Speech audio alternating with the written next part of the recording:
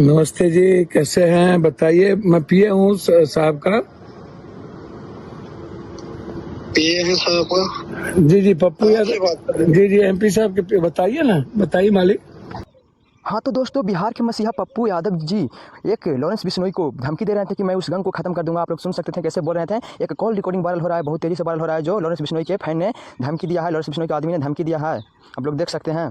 उस धमकी को लेकर पप्पू यादव बहुत डर गए हैं। आप लोग देख सकते हैं कैसे पप्पू यादव माफ़ी मांग रहे हैं कि मैं गलतफहमी में बोल दिया था, मैं उस समय गुस्सा में बहुत था और उसी समय ने मीडिया वाले ने बहुत ही मुंह में मेरे मैं कोच दिया, इसलिए मैं डर से बोल दिया था, किसी गलतफहमी में बोल दिया था, मैं माफ़ी मांगता हूँ। आप लोग देख सकते हैं पप्पू यादव कैसे माफ़ी मांग रहे हैं लॉरेंस बिश्नोई से। खुलेआम बोल रहे हैं, उनको आदमी खुलेआम बोल रहा है कि जहाँ तुम सलमान खान के सपोर्ट करोगे तहाँ तुम भी मरोगे, कुछ भी डरने का जरूरत नहीं है। खुलेआम बोल रहे हैं, खुलेआम पप्पू यादव का कॉल रिकॉर्डिंग वायरल हो रहा है। आप लोग सुन सकते हैं कैसे कॉल रिकॉर्डिंग वायरल हो रहा है। इसलिए मैं बोल रहा हूँ कि कुछ भी एक्शन लीजिए, सोच समझ कर लीजिए। क्या पप्पू यादव सही किए थे? लॉरेंस बिश्नोई को बोल रहे थे कि हम गैंग को खत्म कर देंगे, क्या सही बोल रहे थे? आप लोग कमेंट में जरूर बताइए, क्योंकि ऐसा गैंग पहली बार भारत में आया है जो नेता तक ही डर गए हैं। आप लोग सुन सकते हैं कैसे शूटर हैं।